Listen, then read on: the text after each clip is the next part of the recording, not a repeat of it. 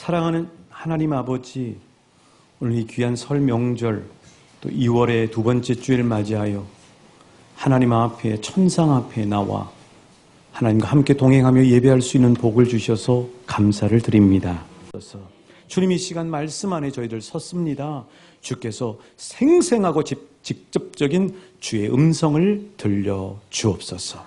믿고 감사하며 예수님 이름으로 기도하옵나이다. 아멘. 다시 한번 한 분 한 분을 우리 예수님의 이름으로 축복하고 사랑합니다. 가치를 알아야 보물이 보인다라는 말이 있습니다. 가치를 알아야 보물이 보인다. 여러분은 신안 해저 유물 이야기를 아마 익히 들어서 아실 것입니다. 이 신안이라는 섬이 보물섬이라고 하는 사실이 드러난 때는 1975년도 8월이었습니다.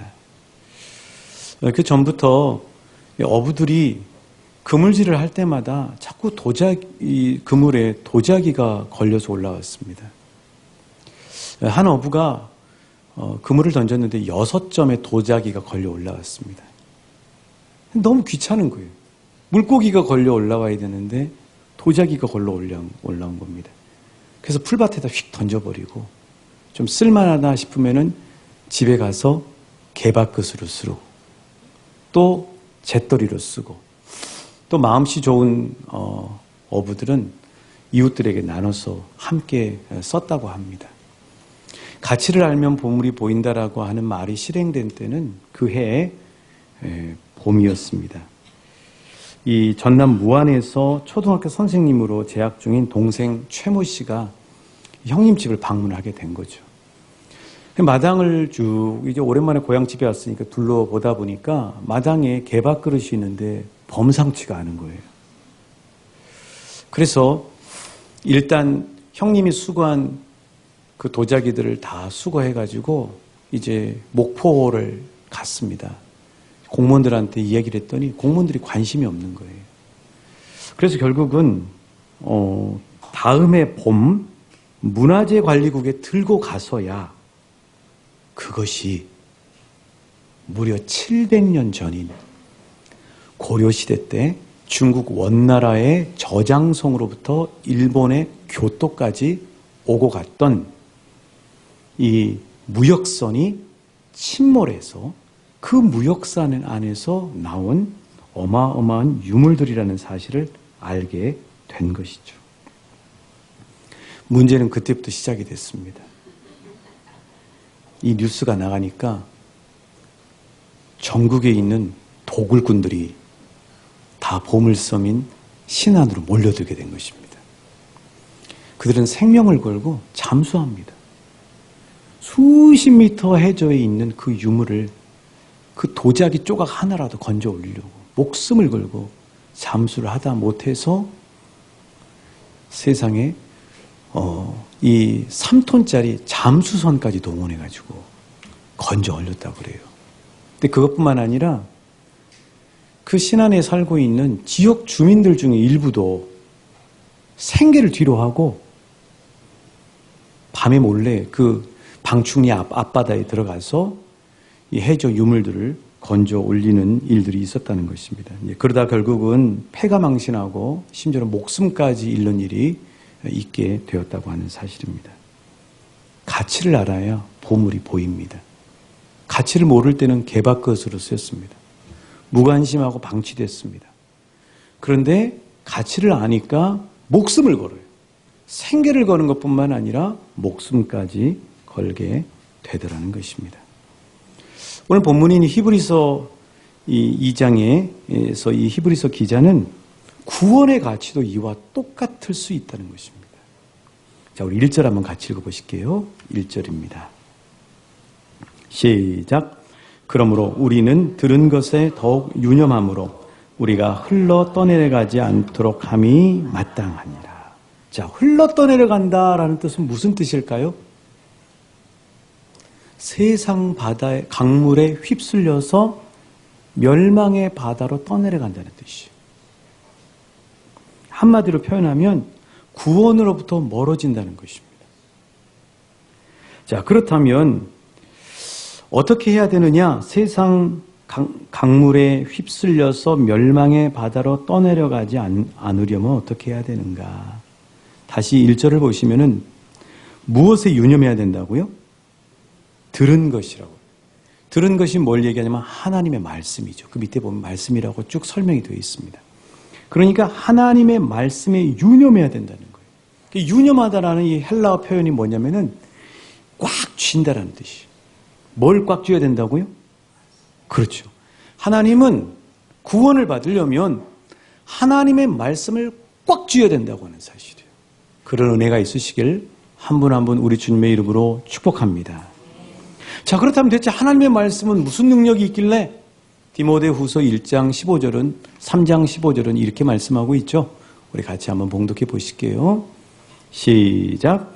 또 어려서부터 성경을 알았나니 성경은 능히 너로 하여금 그리스도 예수 안에 있는 믿음으로 말미암아 구원에 이르는 지혜가 있게 하느니라. 성경에 뭐가 있다고요? 구원에 이르는 지혜가 있게 끌어준다는 거예요. 그래서 말씀이 견인해 갑니다. 말씀이 천국으로 견인해 가요. 말씀이 날마다 세상 강물에 휩쓸리지 않도록 우리를 꽉 붙잡아 줄 뿐만 아니라 천국으로 우리를 견인해 간다는 사실이에요. 그러면 사랑하는 여러분, 뭘 붙잡아야 되겠어요? 날마다 붙잡으셔야 돼요. 한 번 붙잡는 것이 아니라 날마다 말씀을 붙잡아야 된다는 것입니다. 여러분, 예전에 내비가 나오기 전에는 어떻게 목적지를 찾아갔습니까? 최근에 누가 저한테 물어보더라고요. 내비가 나오기 전에 예전에 어떻게 저 해남의 공룡박물관을 찾아갔냐고. 갑자기 생각하니까요, 너무 막막한 거예요. 어떻게 찾아갔지? 근데 저는 또 별명이 길치거든요. 해남의 공룡박물관을 찾아가는데요, 광주에서 출발을 했는데요, 여기 갔다가 저기 갔다가 엉뚱한 데로 갔다가 수없이 헤매가지고 중간에 내려서 마을 어르신한테 꾸벅 절하면서 이 공룡박물관을 찾아가려면 어디로 가야 됩니까? 하고 물었던 기억이 나더라고요. 그런데 여러분, 요즘은 어때요? 차만 딱 시동을 걸면 뭐가 친절하게 안내해 주죠? 내비게이션이 안내해 줘요. 그것도요, 순간순간 매 코스마다 갈림길이 있을 때마다 심지어는 속도 측정계까지 전부 다 알려준다고요. 그래요, 여러분. 하나님의 말씀과 함께하지 않는 사람은 내비게이션이 이 땅에 있기 전의 삶과 똑같은 거죠. 자기 나름대로 인생을 열심히 산다고 살지만 계속해서 돌아 헤매다가 여기서 꽝 부딪히고 저기서 이런 일 겪고 그러면서 뭘 깨닫냐면, 아, 내 인생은 내 힘으로 되는 게 아니구나. 내 맘먹는 대로 되는 게 아니구나 하는 사실을 깨달으면서 서서히 주님께 가까이 오기 시작해요. 근데 너무 오랜 시간을 허비하는 인생이 될 수밖에 없는 거죠. 그런데 말씀과 가까이 하는 사람은 내비가 매 순간마다 우리를 친절하고 정확하고 가장 단거리로 인도해 주는 것처럼, 때로는 교통이 막혀있는 상황을 피해서 실시간으로 안내해 주는 것처럼 하나님의 말씀은 우리를 구원을 향한 목적지로 바르고 온전하고 단시간에 축복되게 인도해 주신다고 하는 사실이에요. 사랑하는 여러분, 하나님의 말씀은 구원에 이르게 하는 생명책이라는 사실입니다. 많은 사람들은 성경책을 읽을 때요, 문학 서적으로 읽을 수도 있어요. 또 인생의 윤리 교과서로 읽을 수도 있습니다. 또 소설과 같은 이야기로 읽을 수도 있어요. 물론 그렇게 읽어도 괜찮아요. 그런데 하나님의 말씀을 가장 정확하고 바르게 대하는 방법은 무엇이냐면, 하나님의 말씀은 우리를 구원으로 인도하는 생명책이라고 하는 사실이에요.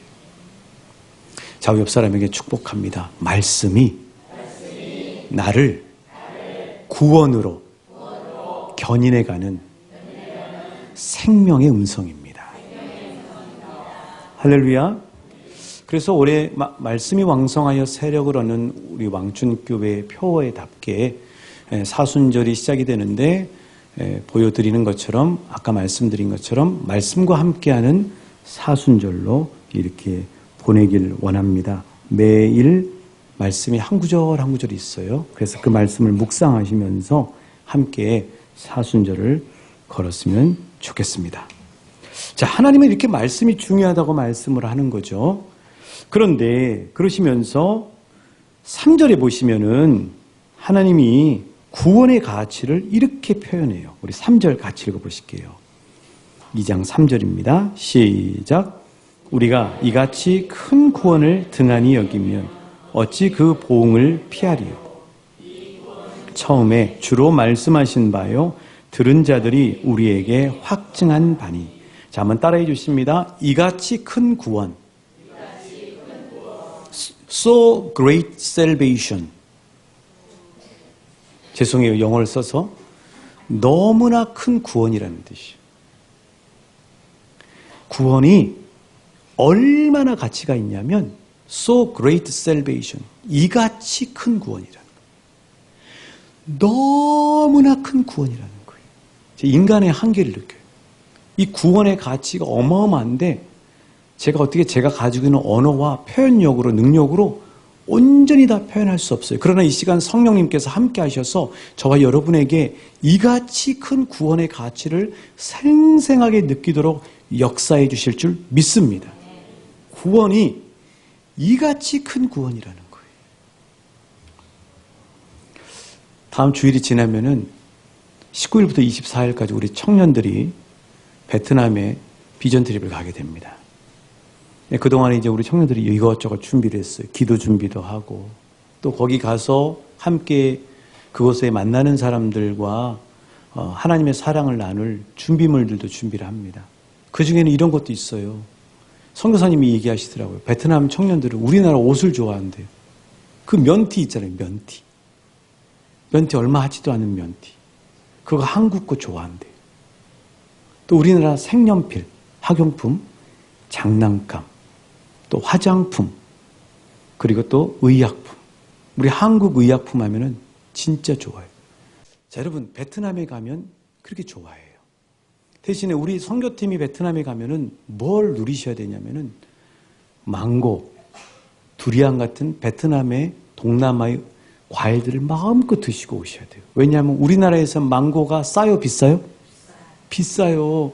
사과, 귤값도 2배로 뛰었대요, 작년도보다. 그런데 망고는 비싸서 사 먹지도 못해요. 그런데 그곳에 가면 정말 싸요. 조금 가지고 가도 마음껏 드실 수 있어요. 또 하나, 베트남에 가시면 국수를 드셔야 되는데 무슨 국수를 드셔요?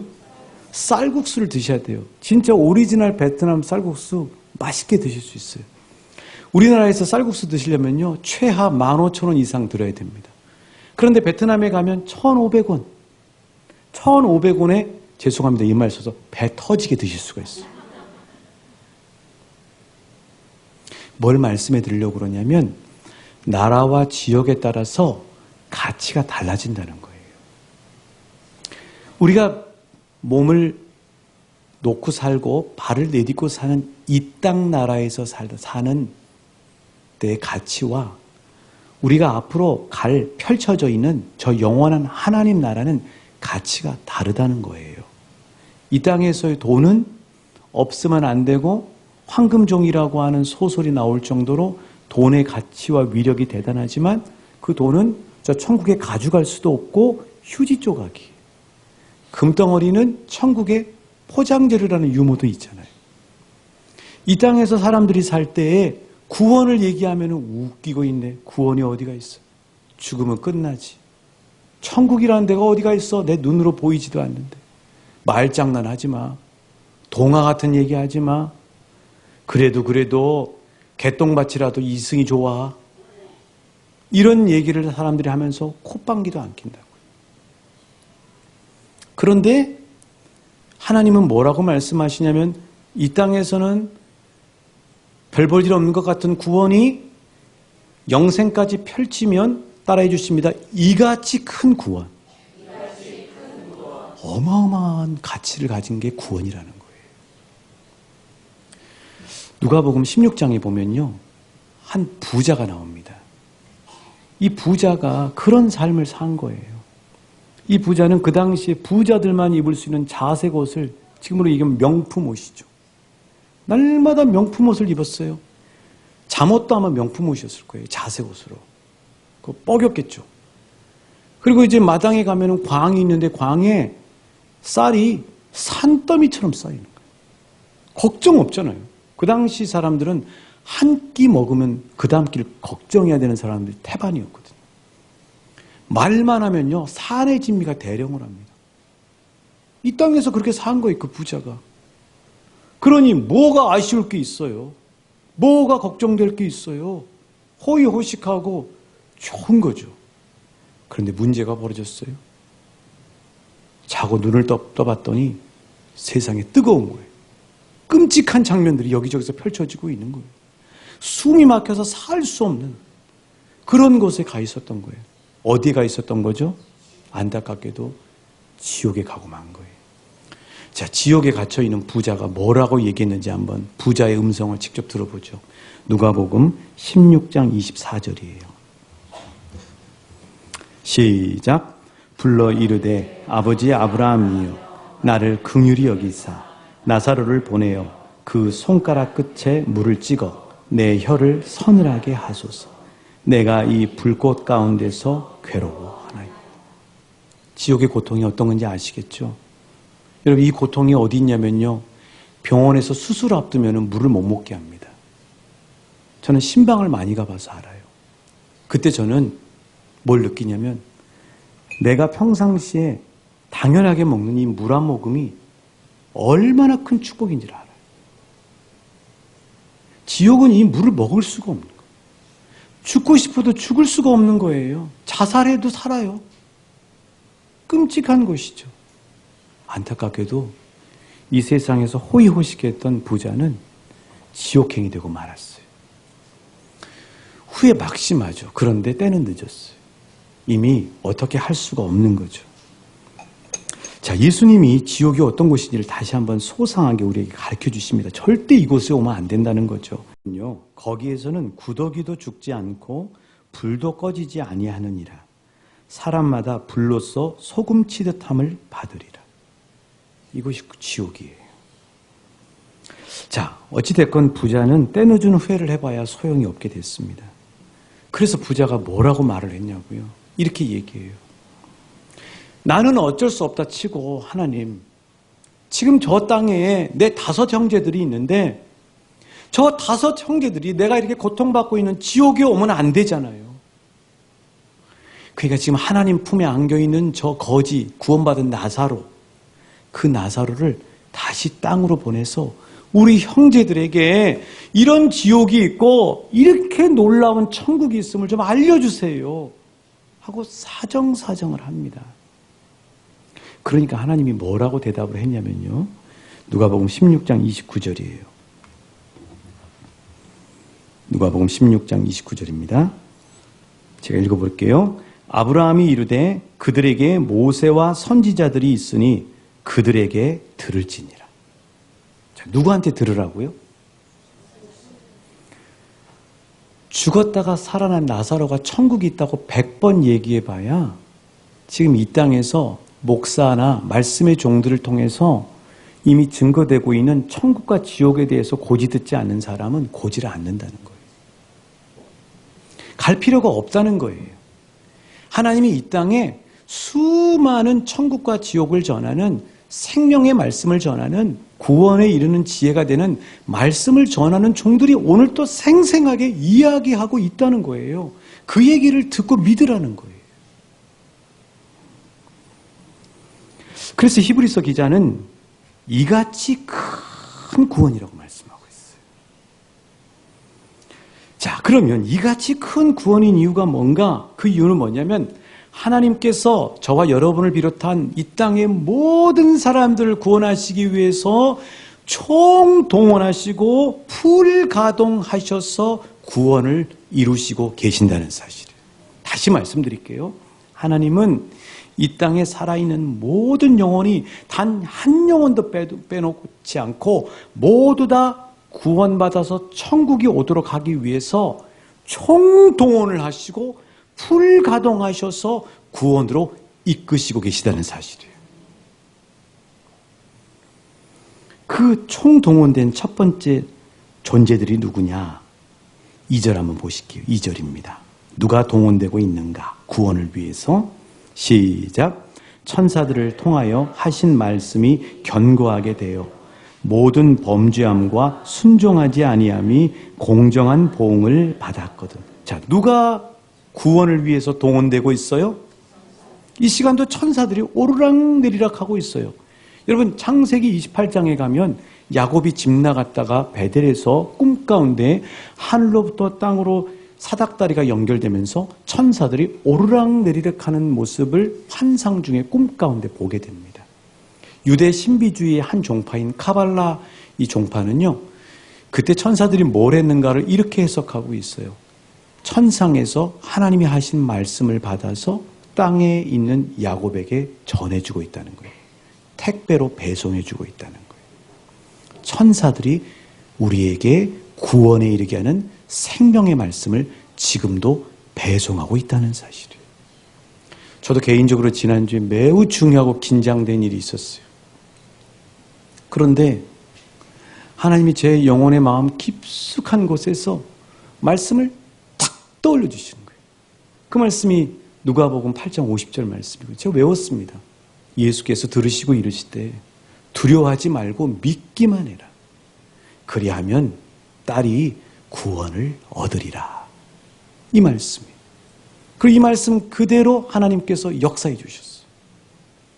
하나님은 말씀해 주시면 그 말씀을 그냥 해 주시는 게 아니라 그 말씀대로 반드시 응답해 주신다는 사실을 믿으시는 저와 여러분 되시길 축복합니다. 그 말씀을 누가 배송했냐면 천사라는 택배 아저씨가 배송을 해주고 있다는 거예요.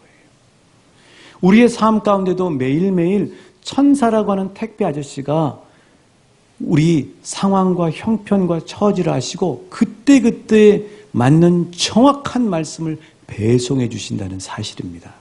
그 말씀으로 힘을 얻으시고 그 말씀을 붙잡으셔서 현실의 어려움을 뚫고 날마다 생명길을 걸으시는 저와 여러분 되시길 우리 주님의 이름으로 축복합니다.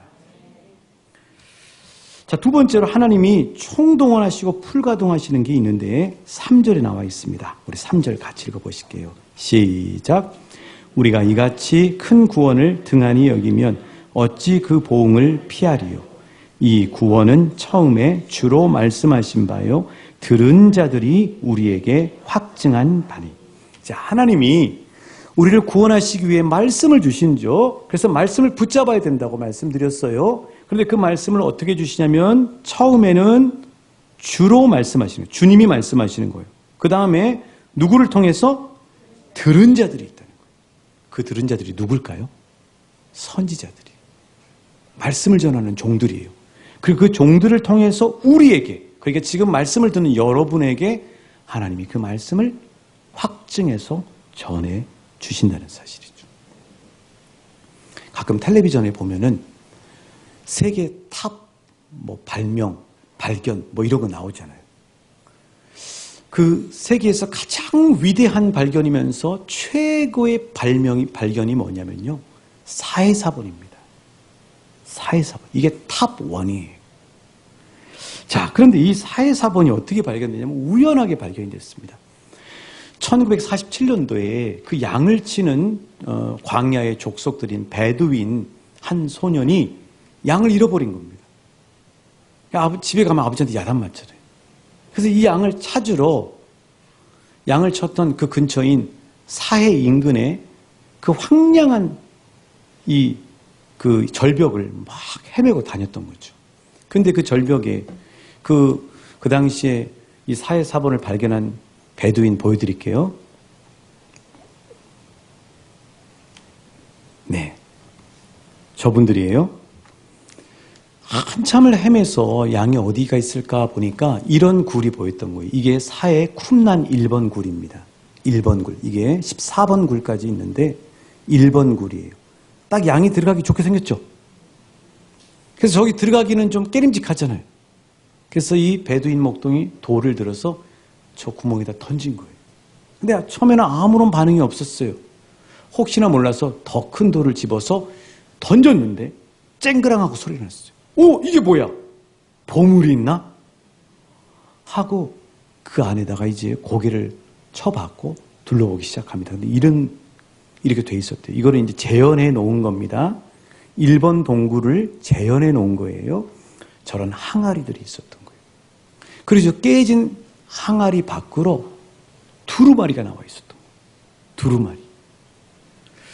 그래서 이 소년이 저 항아리를 전부 다 뒤져가지고 보니까 두루마리가 있는 겁니다. 그래서 그걸 한 아름 안고 집으로 가지고 와요. 근데 문제는 뭐냐? 이 소년이 두루마리를 펼쳐보니까 글을 모르겠는 거예요. 너무 이상한 글이 써져 있는 거예요. 그래서 자기 친구인 고물상을 하는 깐도라고 하는 친구한테 갑니다. 저 보세요. 코 좀 보세요. 너무 웃겨가지고 제가. 깐도라는 고물상 하는 친구예요. 저 친구한테 가지고 간 거예요. 저 친구도 알았을까요? 몰랐어요. 그런데 생각이 나셨어요. 제가 평상시에 잘 아는 이 글을 알만한 시리아의 주교 사무엘이라는 주교가 생각이 났어요. 그 주교에게 3개만 가지고 갑니다. 이거 얼마 쳐줘야 돼요? 하고 가서 묻습니다. 근데 이 주교는 알았던 거예요. 범상치가 않은 거죠. 그래서 이 주교가 당시 히브리 대학교 고고학 교수인 스케닉 교수를 찾아갑니다. 스케닉 교수를 찾아갔더니 스케닉 교수가 깜짝 놀란 거예요. 이게 무엇이었냐면 그 당시에 가장 최신의 이 오래된 성경하면 코덱스 성경이라는 게 있는데 이거는 기원 후 1000년대 나온 성경 사본이에요. 그러니까 베낀 거라는 거죠. 그런데 스케닉 교수가 이거를 분석을 해보니까 그것보다 1000년이나 앞서간 몇 년이라고요? 1000년이나 앞선 AD 1세기에 쓰여진 성경책이에요. 이게 왜 중요하냐면 기원 후 1000년 후에 나온 성경책과 1000년 앞선 성경책이 틀리면 성경책은 가짜가 되는 거예요. 그렇죠? 그런데 1000년을 거슬러 올라가서 발견된 쿰란 성경 사해사본하고 비교해 보니까 1.1획도 틀림없이 정확하게 성경이 일치하더라는 거예요. 전 세계가 깜짝 놀란 거죠. 자, 사랑하는 여러분, 누가 이 성경 사본을 이렇게 사해 동굴에 감춰두셨을까요? 왜 그렇게 감춰뒀는가? AD 70년에 예수님의 예언대로 로마가 이스라엘을 장악합니다. 그러면서 유대 사람들의 전통과 모든 것들을 전부 불태우고 소각시켜요. 그때 무너진 게 예루살렘 성 그리고 성벽이에요. 자, 그런데 그런 그 로마군을 피해서 사람들이 드문 한적한 사해로 숨어 들어간 거죠. 경건한 사람들이. 그리고 그곳에서 그분들이 성경을 필사하면서 하나님 앞에 기도 생활을 했어요. 이 사람들이 에세네파라는 사람들이. 자, 사랑하는 여러분, 하나님은 얼마나 우리를 구원하시길 원하셨으면 그런 경건한 사람들을 저 사해 동굴에 숨겨두시고 성경 말씀, 구원에 이르는 지혜가 되는 하나님의 말씀을 보존하셔서 우리에게 전해 주실 정도로 총동원과 풀가동을 하시냐는 겁니다. 이처럼 하나님은 우리 모두가 구원받길 원하십니다. 디모데전서 2장 4절 말씀이에요. 우리 함께 봉독하실게요. 시작. 하나님은 모든 사람이 구원을 받으며 진리를 아는 데 이르기를 원하시느니라. 할렐루야. 우리도 이 마음으로 모든 사람들을 바라보고 그 영혼들의 구원을 위해서 기도해야 할 줄로 믿습니다. 자, 다시 4절 한번 보시겠어요? 4절 전반절에 보시면 하나님이 우리를 구원하시기 위해서 온갖 표적과 기적과 능력을 풀가동하신다는 사실입니다. 우리 같이 읽어보실게요. 시작. 하나님도 표적들과 기사들과 여러 가지 능력과, 그렇죠. 그러니까 복음서를 보시면은 예수님이 죽은 지 나흘 된 나사로를 살리신 사건은, 예수님이 불치병이라고 했던 나병 환자를 고치신 사건은, 예수님이 보리떡 5개와 물고기 2마리로 5,000명 이상의 사람들을 먹이신 사건은, 예수님이 풍랑이 있는 갈릴리 바다를 잠재우신 사건은 다 무엇을 위한 것이냐면은 이같이 큰 구원이 있단다. 그러므로 너희들도 하나님이 너희들에게 원하는 구원에 이르러야 된다 하는 놀라운 하나님의 구원의 초대라고 하는 사실을 기억하실 수 있기를 축복합니다. 오늘날도 마찬가지예요. 여러분 삶에 크고 작은 기적들을 하나님이 행하시잖아요. 막 긴장하고 떨었는데 하나님이 결국은 역사하시잖아요. 심지어 여러분, 기도의 사람 성 프란시스는 이런 말을 했어요. 하나님이 얼마나 우리를 구원하시고 구원의 가치가 큰지를 이렇게 표현했어요. 하나님은 우리 영혼을 구원하시기 위해 우리에게 병을 주시기도 하신다. 이 땅에서 육신의 병이 안 걸리면 좋겠지만 그 영혼을, 저 영원한 생명을 소유하도록 하기 위해서 때로는 하나님이 질병이라고 하는 것을 통해서 우리를 죽게 인도하고 천국을 바라보게 하고 영생을 소망하게 해서 구원에 이르도록 하신다고 하는 사실이에요. 이런 하나님의 마음이 우리 안에 가득 느껴지는 복된 시간 되시길 주님의 이름으로 축복합니다. 4절 후반절에 보시면 성령님을 통해서 우리 마음에 주신 구원을 인쳐버리신다는 거예요. 오늘 본문은 아니지만 5절부터 8절까지 보시면 예수님이 고난당하신 이유도 결국 예수님의 피값으로 이같이 큰 구원을 우리에게 주시기 위해서라고 하는 사실이에요. 사랑하는 여러분, 하나님은 우리를 구원하시기 위해서 이처럼 총동원하시고 풀가동하셔서 한 영혼을 구원하시길 원하신다는 사실이에요. 자, 우리 젊은 학생들 이번에 세뱃돈 좀 많이 받았습니까? 저도 세뱃돈을 받았습니다. 어머니가 다 큰 자식인데도 세뱃돈을 주시더라고요. 그런데 절을 하고 어머니 얼굴을 보는데 갑자기 눈물이 나더라고요. 왜 그랬냐면은 어머님에 대한 마음도 있지만은 나를 향한 하나님 아버지의 마음이 느껴지더라고요. 세뱃돈이 그 안에 의미가 뭐냐면 복돈이잖아요.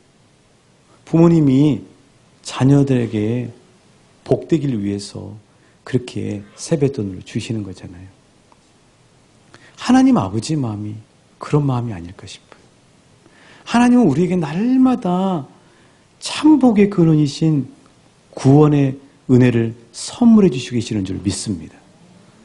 너희가 이같이 믿음으로 말미암아 구원을 얻었나니 이것이 너희에게서 난 것이 아니요 하나님의 선물이라고 말씀하시잖아요. 날마다 하나님이 주시는 이 구원의 선물을 받아 누리시고 이 구원의 큰 가치를 아시는 저와 여러분 되시길 주님의 이름으로 축복합니다. 그래서 제가요 오늘 우리 아이들 고등학생까지 복돈을 좀 준비했습니다. 여기다가 이같이 큰 구원을 받으세요 하고 썼어요. 여기 큰 기대는 하지 마세요. 깨끗한 배춤 잎사귀 하나 넣었습니다. 그런데 그 배춤 잎사귀가 중요한 것이 아니라 하나님이 우리 친구들에게 주시길 원하시는 이같이 큰 구원을 아시고 그 구원의 은혜를 받아 누리시는 우리 한 분 한 분 되시길 주님의 이름으로 축복합니다.